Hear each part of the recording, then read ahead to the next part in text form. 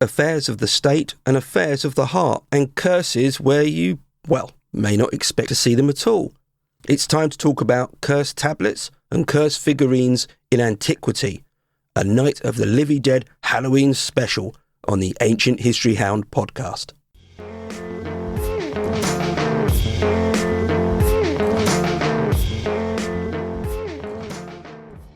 Hi and welcome. My name's Neil and it's another Halloween and therefore another Night of the Livy Dead episode.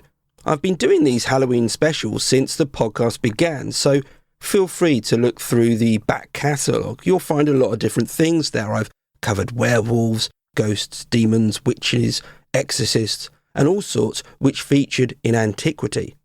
As a bit of a horror fan, I always look forward to doing these. And in case you're wondering why the reason for the delay in releasing this episode, this was due to COVID. As an indie solo podcaster, it's all on me. So anything like, say, an illness which leaves me bedbound and unable to do much at all for several days will have an effect on my schedule. But the important thing is that you're here listening now to what I think is a really good episode.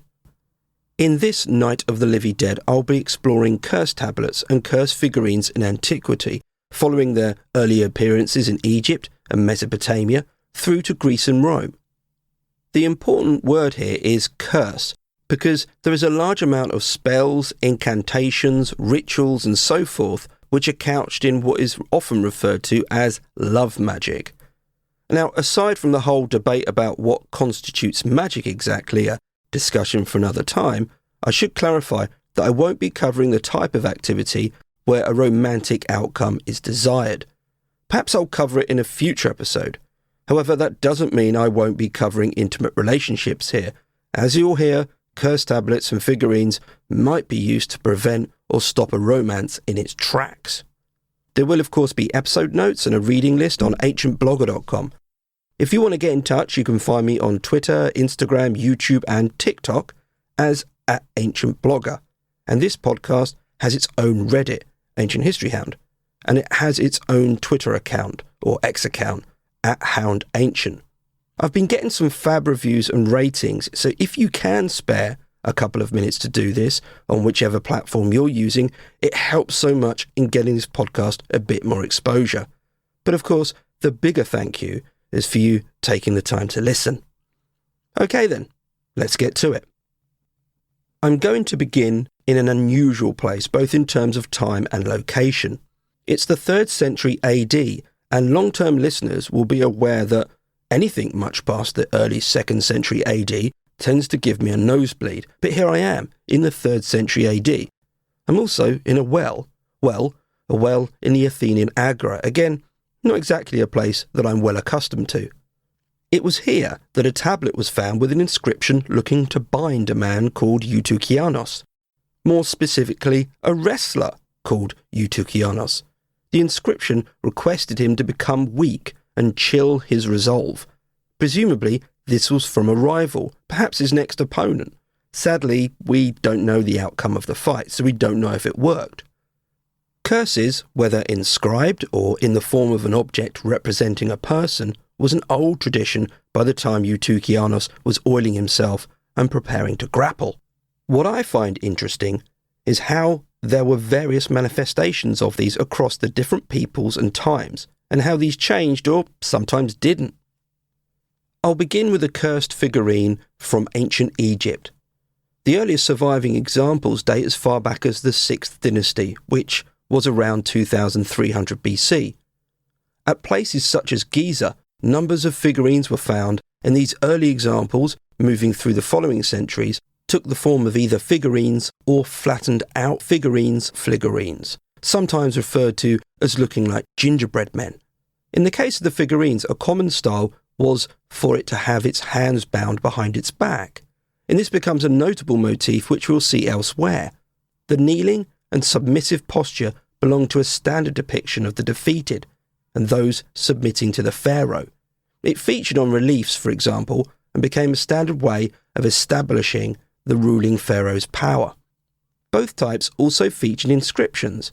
It wasn't so easy to do this on figurines, but we find names of specific peoples and even nations on them, Figurines dated to the rule of Pepi II, who reigned in the 23rd century BC, listed names of Egyptians, Nubians, and other individuals identified as chiefs or commanders. The intention, as you've probably guessed, was to subdue and place a restrictive effect on these individuals. By the Middle Kingdom period, that is to say 2000 BC to 1650 BC, there had been a standardized script employed against anyone who might rebel against Egypt, and upon figurines the names of all types of people and any rebellious activities were listed. These types of scripts have been understood as more of a defensive type of curse, almost a preemptive one. The idea of the bound individual intended to restrain any potential rebellions. A pharaoh had this ritual to help ensure the stability of his rule, but this could also presumably be within the remit of the individual. The coffin texts date to 2100 BC, and one spell involves making a wax image of your enemy and inscribing the name on it using the bone of a fish.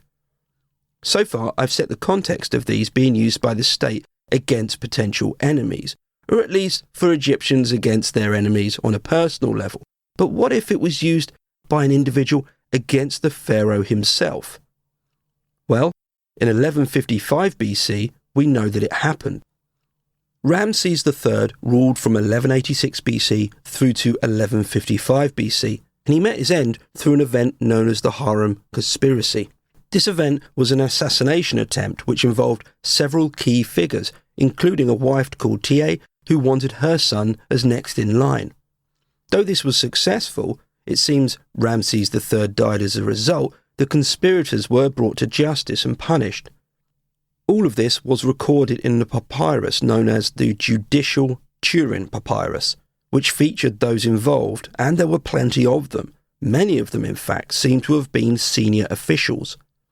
The Lee and Rollin papyri included the names of two individuals and who had both used wax figurines in the plot. These represented both gods and people. As with earlier, the intent was to restrict them, presumably in their ability to protect the pharaoh and against those who might discover the plot. It wasn't just Egypt which had an early relationship with curse objects and inscriptions. To the north, the Hittites, a people based in what is modern-day Turkey and Syria, also used them. It's fair to say that they took any instance of creating an image and naming it for curse purposes very seriously. The Hittite laws, dated between 1650 and 1500 BC, stated that if you were caught doing this, you faced being brought to the king himself for judgment, the most important court in the land, somewhere you definitely didn't want to be. Curse objects and inscriptions weren't entirely ruled out though, and we find official examples of them.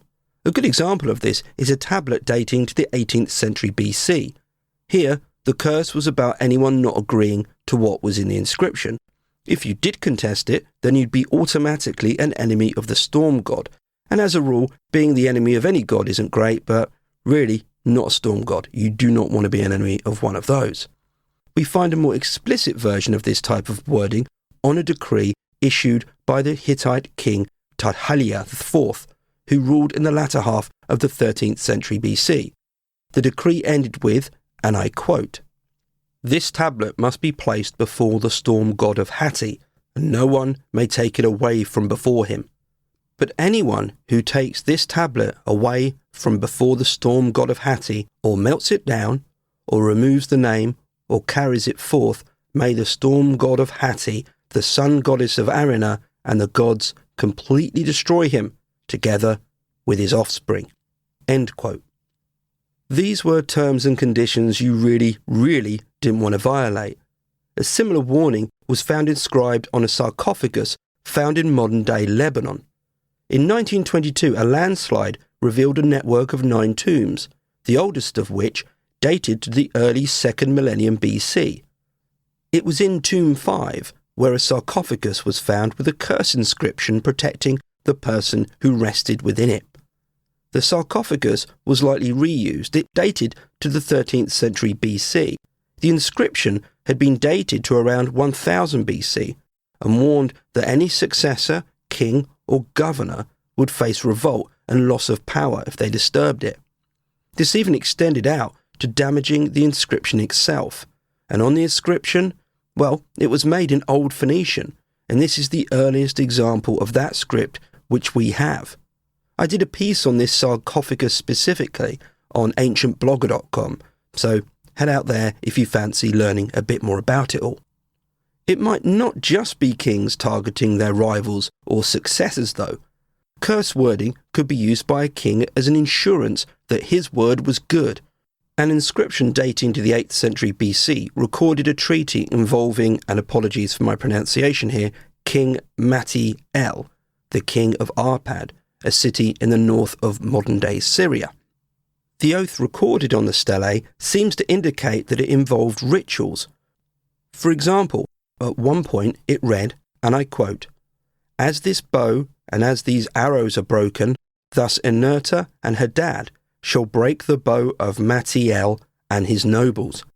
You might imagine arrows being broken as this part of the oath was made.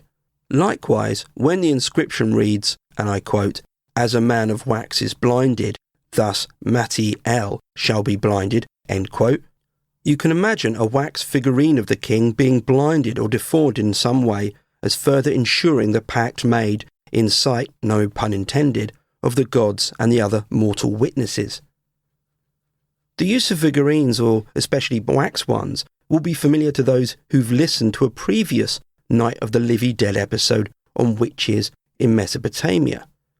A series of rituals known as the Maklu rituals involve spells to counter a witch, and this often involved making wax figurines of the witch and then melting them. The intended effect was to send the magic back to the witch. In short, this intention was to kill the person who had sent that spell. The Namburbi texts, also Mesopotamian, date to a bit later, perhaps as early as the 8th century BC. A ritual listed there intended to protect a person from evil spells sent by a man or a woman. This involved making a figurine or image of a man and a woman in clay, dough, wax and tallow, and then writing their names on the left hip.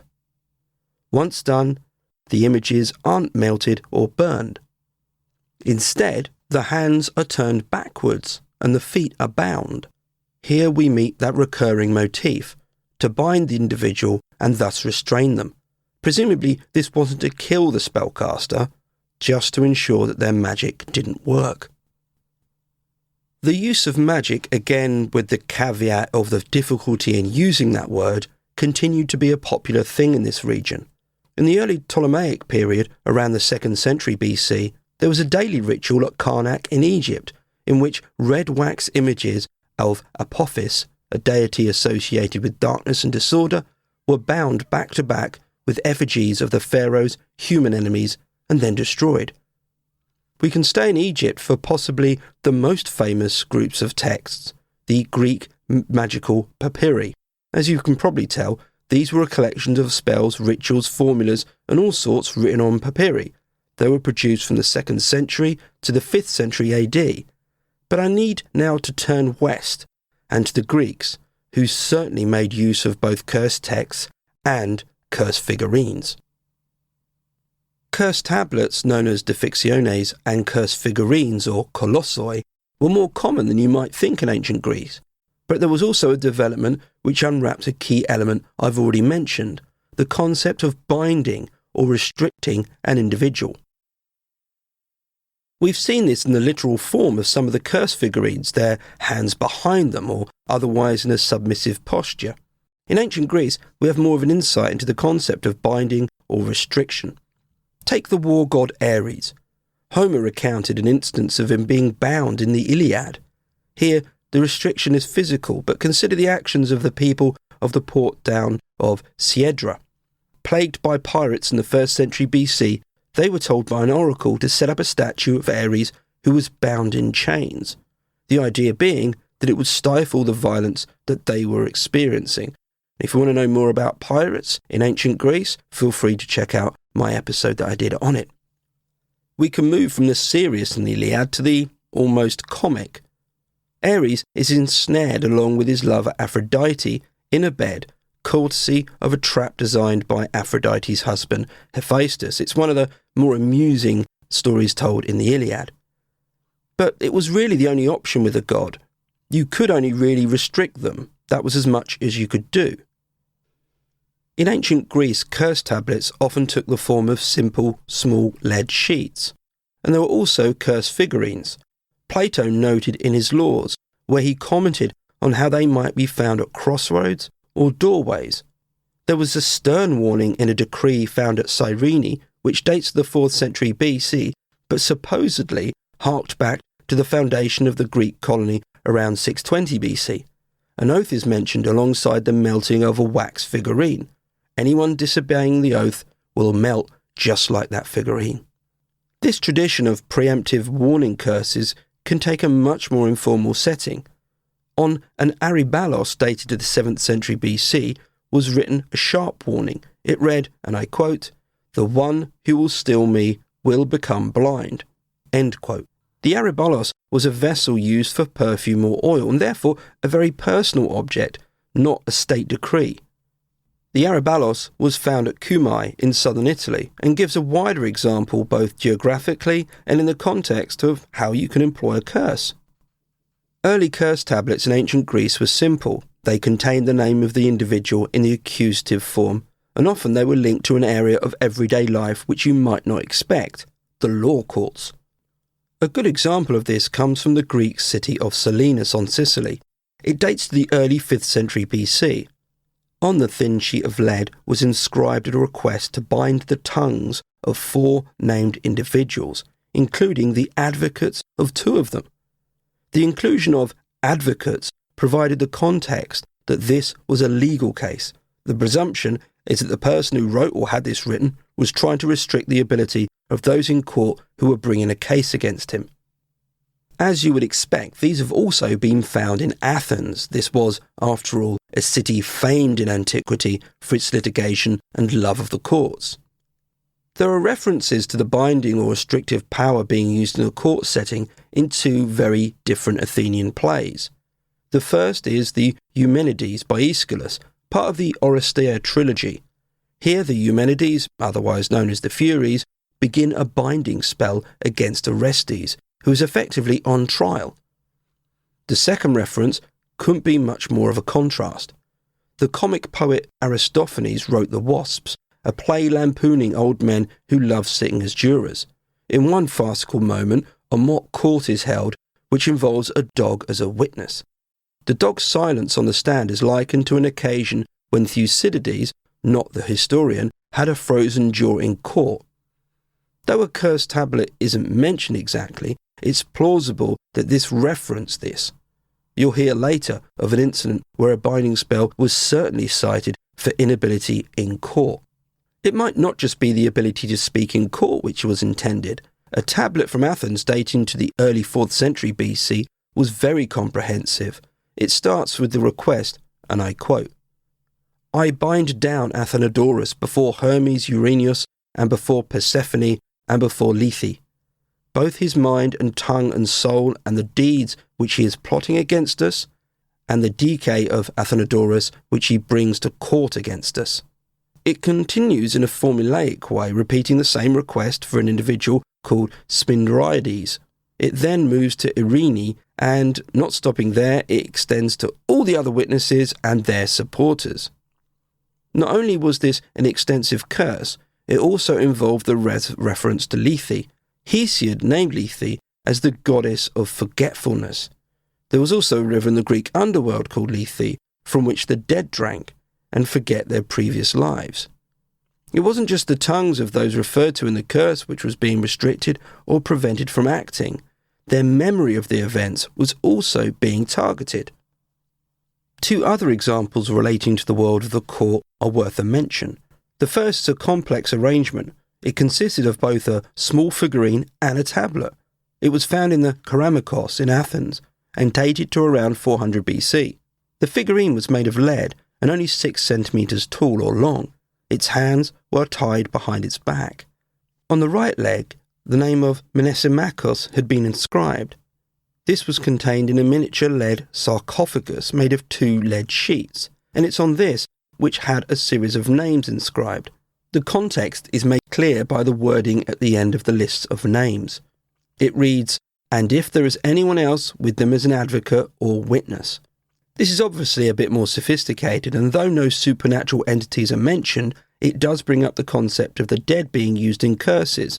And our final legal example involves just that. An undated find from Greece provided 2 tablets measuring 7 centimetres by 3 centimetres.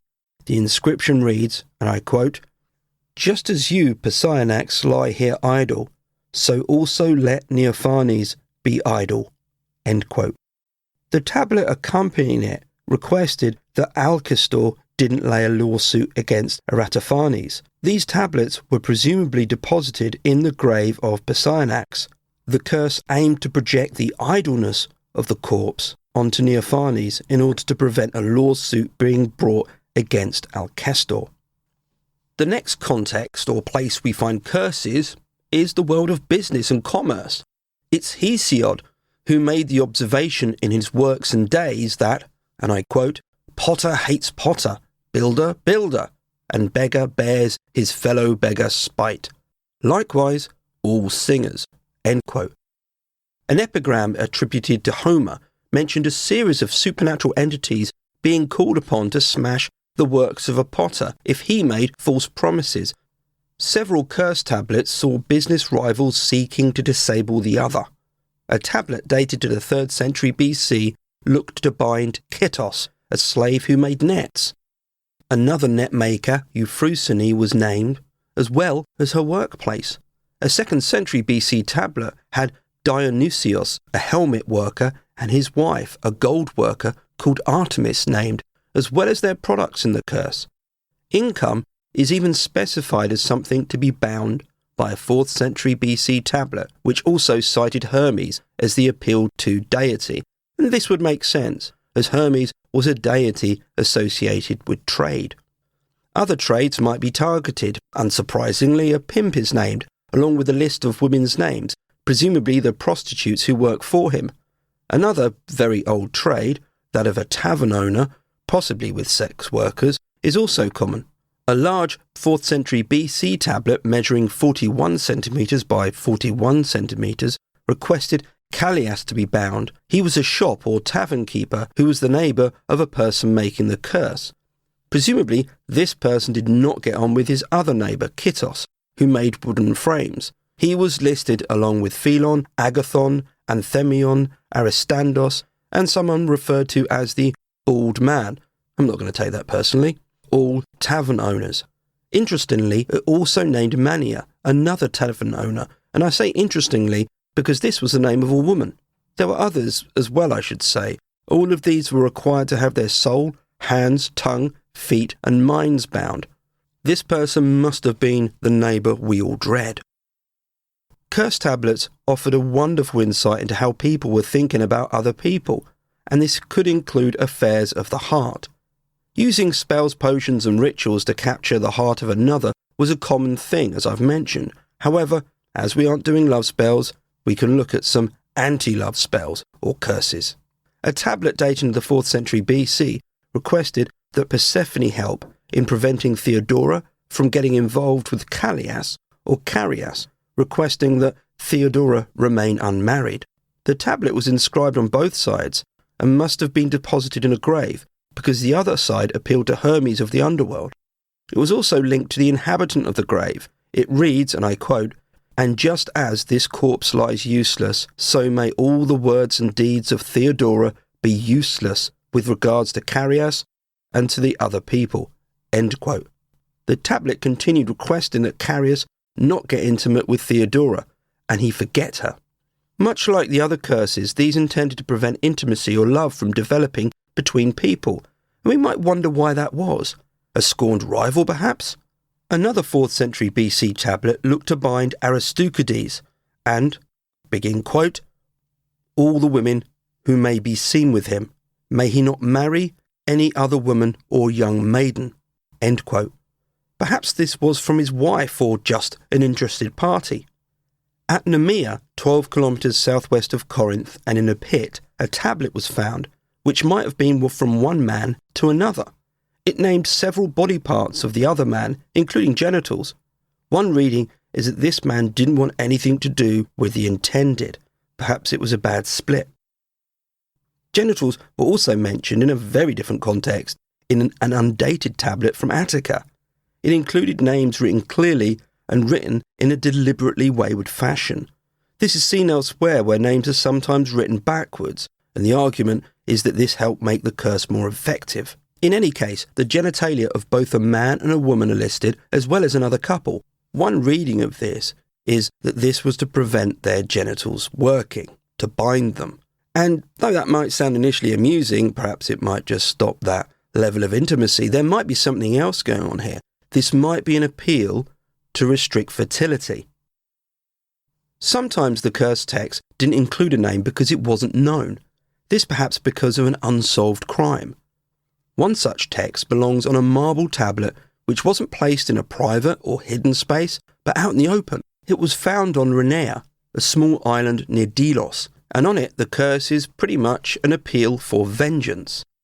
A woman named Heraclea had been poisoned or had a spell cast upon her, and she had died.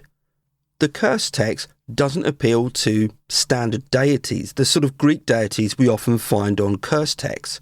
In fact, the highest god is appealed to, the Lord who oversees all things. The inscription has been argued as having clear allusions to passages from the Septuagint, the Greek translation of the Hebrew Bible. And what's been argued here is that this person was Jewish. It's also noted that there was a Samaritan population at Delos, so it could also have come from one of them. It's from nearby Delos that we have a lead tablet dating to the 1st century BC, or AD, it's not entirely clear. Here, the request is to punish the person who stole a necklace. The script is Greek, but argued as not being written by a native Greek speaker, and it invokes Syrian, not Greek deities to avenge the theft. At this point, I'm going to turn to Rome, but I should add the caveat that cultures and people overlapped far more than we sometimes realise. Though empires waxed and waned, for example, the Hittites were a long-lost thing by this point, there was much more of an overlap between them than we sometimes think of. Greece and Egypt was very much still a thing by the time Rome took prominence in the Mediterranean, or at least the central Mediterranean. Their respective cultures hadn't ceased to be. Remember in Egypt that ritual performed daily at Karnak with the wax figurine, and the later Greek magical papyri. The Roman Republic had a strong experience with what might be considered magic, as mentioned, a difficult definition, but a pragmatic one to use. Romans did imagine that spells, divination, potions and all sorts of supernatural skill sets were around them. Lead curse tablets have been discovered around the Italian peninsula, such as those in Etruria, Campania and Bruttium. Those don't seem to have been Roman as such. In fact, those from Campania were written in Oscan and date to the 4th or 3rd centuries BC. These predate Rome's rise, but importantly, this doesn't mean Rome wasn't exposed to them. You might be surprised as to how Rome absorbed the practices and trends from its neighbours, that is, before it conquered them.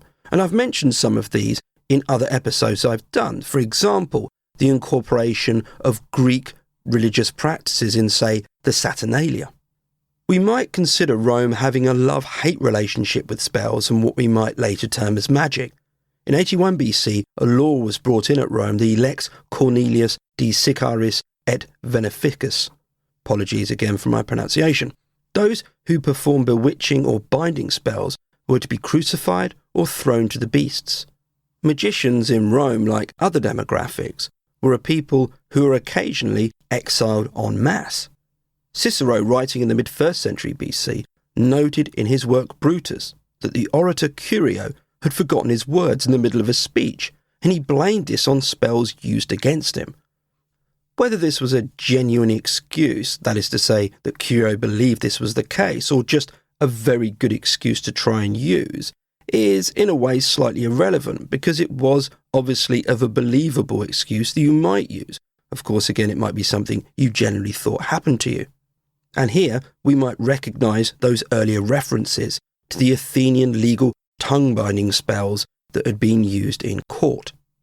The suggestion of a curse with familiar elements is contained in a slightly more famous Roman work, the Aeneid. After the Carthaginian queen Dido is told by Aeneas that he no longer wants to be with her, the poem contains references to a witch and love magic. a pseudo-ritual is hinted at, with Dido collecting objects owned by Aeneas and forming a kind of a mock figurine of him, which is placed upon the pyre. Once done, Dido appealed to Hecate and shortly after kills herself upon it. As mentioned, these are familiar elements, and perhaps there's a sort of perversion of a ritual in play here, with Dido employing death as well as a mock image of Aeneas. One interpretation of this is that this was a form of the curse doll, but rather than employing a wax doll, Dido herself is what is destroyed, and it's her spirit through this ritual which will avenge Aeneas, who is represented alongside her on the pyre. Where we find a more direct reference to figurines being used for nefarious purposes is within the works of the poet Horace. His satires dating to around 35 BC included the famous witch Canidia. She was described as using figurines made of wax and wool. Curiously, the woolen one was used to torment and crush the wax one. The use of curse tablets existed both in real life and in later accounts of the historians. A curse tablet dating to the latter 1st century BC, perhaps around the time Horace was writing, placed a wholehearted curse on a woman by a woman. This was found at Carmona, modern-day Seville or Sevilla. The tablet requested the gods of the underworld should cause the head, heart, mind, health, life, and limbs of a woman called Luxia to be affected by illness. Moving to the 1st century AD, there's quite an extraordinary inscription from Tudor in modern-day Todi in central Italy. It celebrated the actions of an individual who helped to punish a slave who was tormenting the town's senators through the use of curse tablets attached to tombs. As you might have already realised, the use of curses wasn't restricted to the rich. Analysis of the earlier Greek tablets revealed that those of lower status, perhaps those who could barely write, were issuing and using them. Sometimes the earlier tablets had wording which suggested that these were being done by a professional using some form of a template. However, the most basic form of curse tablets or figurines were an option for anyone at any level of society, and that included famous names of the imperial period and even an emperor. Germanicus was a famous general and brother of the later emperor Claudius. His rise seems to have been a concern to the emperor at the time, Tiberius, and after some success he was sent to Syria. It was here that he met his end. Some say he was poisoned on the orders of Tiberius, but the accounts of Tacitus added that within his residence tablets were found hidden away with Germanicus' name on them and spells also written upon them. Tiberius himself had some experience of names and spells written down. Earlier in AD 16, a conspiracy against him was discovered. The perpetrator of this was an individual called Libo, and it was alleged that he had the names of Tiberius and others written down on parchment with what Tacitus described as marks of dreadful or mysterious significance.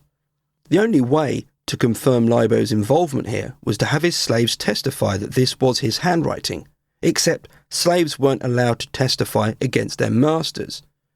Tiberius neatly sidestepped this problem by enacting a law allowing him to buy those slaves. We'll never know if this was true though, because Libo took his life before any of those slaves could testify. Unusual marks or images on tablets aren't something I have mentioned much, but there is a quite remarkable design on one which was found in the Athenian Agora and dated to the 1st century AD. It consisted of a script, symbols, and a puzzling drawing. The text itself concerns the theft of some items from the little house in the quarter or street known as Accolou. Hecate, Pluto, the Fates, and even the Erinyes, the Furies, are invoked to avenge this cruel act. The drawing itself is hard to describe, but looks something like a flattened crab with 6 legs, and I've actually included it in the episode notes on ancientblogger.com. It's been argued as representing Hecate with outstretched arms. Remember, Hecate was sometimes depicted as having 3 bodies, hence 6 arms. I want to finish with tablets in perhaps a less expected context. There was some foreshadowing of this because I began this episode with a tablet against a wrestler, but there were equally curious and, quite frankly, mildly amusing tablets dating to the later Roman Empire. Let's start with possibly the most ambitious. It was found in Rome in a grave. Written in Greek text, it dates to the 3rd century AD. It was framed as a binding tablet, and aimed its ire at Artemidorus, the physician of the 3rd Praetorian cohort, and also the entire land of Italy and the gates of Rome. Effectively, Rome itself and its military. Well, I suppose if you're going to go big, go big. In modern-day Beirut, we have a tablet from the 3rd century AD which not only targeted the horses of the blue team, but also their charioteers. There are in fact a number of similar tablets found at Rome which also have this motif.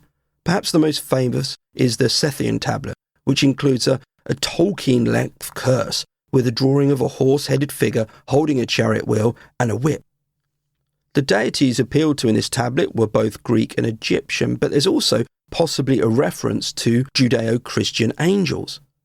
Near Carthage, another tablet, again targeting a chariot team, but this time the Reds. It included a number of deities. It's unclear who some are, but there's a name with the comment, the god of Solomon, and even Isos, which has been argued as possibly Jesus. If we didn't know how passionate people were about chariot racing in ancient Rome and the heated rivalries therein, we might pass this off.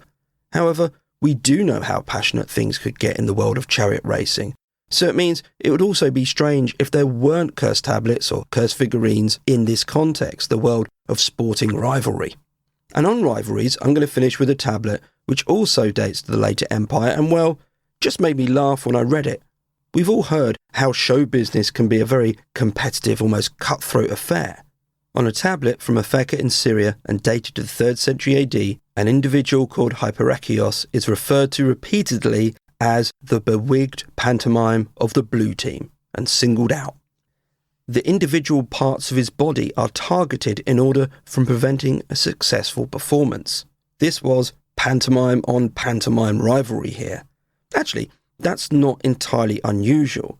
There are some earlier Greek tablets I didn't mention because I wanted to wait till now that date to the 5th and 4th century BC, which name performers and place a binding spell on them to fail. We know that, in Greece at least, dramatic performances could be in the context of a competition, so again, perhaps it's not all that surprising. I hope you've enjoyed my attempt in a short amount of time to cover a wide range of peoples and centuries. In fact, this episode has probably been the one where I've included the widest date range, from ancient Egypt through to the later Roman Empire. This was intentional, as it feels that though there were different manifestations of the cursed tablet and cursed figurine, they were often couched in similar contexts. And this links into something that I've always been passionate about in my podcast, finding the sort of windows to what average people were thinking and doing in antiquity. There are what feels familiar motives here. Okay, perhaps less so when you're trying to bind an entire nation, but what we have are cursed texts and figurines in the context of personal relationships, that is to say, people preventing other people getting on, falling in love, having a successful business, or even a sports team being successful. Anyway, thanks for listening. I hope my voice has held up okay. Again, still getting over COVID, but I'm well on the mend. If you can leave a review or rating, please do. Come and say hi as well. And until next time, stay well and keep safe.